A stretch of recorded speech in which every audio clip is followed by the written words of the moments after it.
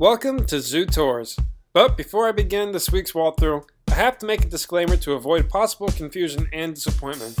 As some people who watch this channel are aware, and they are most likely tired of hearing me say this by now, my portable hard drive is broken beyond repair, and it contained most of the footage I've taken for this channel. So what does this mean?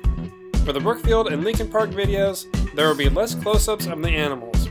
The remaining Pittsburgh videos will have no narrations, and the worst of it all, there will be no more videos covering the Milwaukee County Zoo until I visit next fall.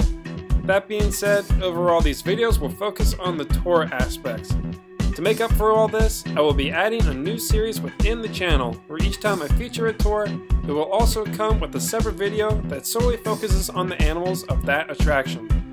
Lastly, with the warmer seasons right around the corner, the list of zoos I'll be adding soon will grow dramatically. So within the next month, I will already feature the Columbus and Louisville Zoo. With all that out of the way, let's get back on track. I am back in the outskirts of Chicago at the Brookfield Zoo, where last time we covered the wombats and kangaroos of Australia. And this time we're going nearly to the complete opposite side of the zoo to another one of their smaller attractions.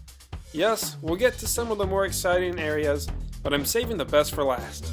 This is the Feathers and Scales, a building part of the zoo's long history. This will be a short and sweet tour, and I'll basically be showing you its architecture and the species that are displayed. The Feathers and Scales building dates all the way back to 1935, when it opened as the zoo's original penguin house. This isn't the only exhibit at the zoo that features an abundance of reptiles and birds in one building. There's actually two. The other is, well, the Reptiles and Birds building, of which I will also feature in the future. So let's get back to what you clicked on. Feathers and Scales is rather simple. There's a total of 30 exhibits, 23 of which are for the reptiles. In 2009, the building was renovated to restore and obtain its old structure. I'm not sure when it became Feathers and Scales, but to me it seems as if there wasn't a whole lot of planning done, and the exhibits were placed based on improvisation, so you be the judge when I take you through it. As you walk in, you are met with two large rectangular structures with a series of terrariums, and in order, here's what lives in them.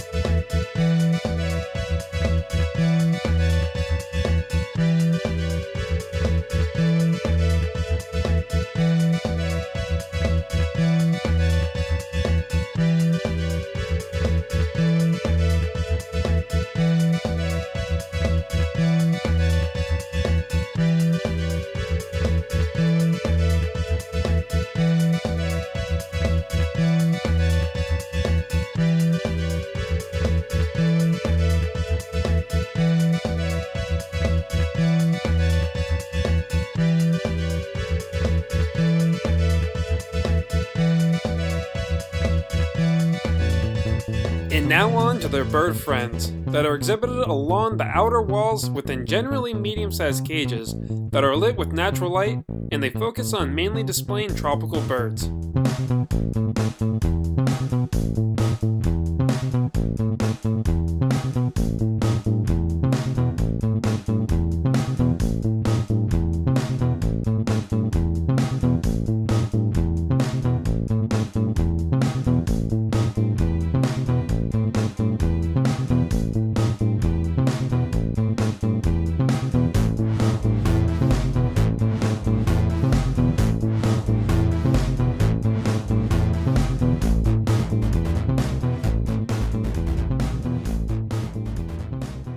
The next and largest habitat in the building just went through a major upgrade. It was once the desert exhibit that essentially was moved to the previous spot that you just saw. And it went from this to this. And it went from containing 7 species to now 17 at the time of my visit, and they are as listed.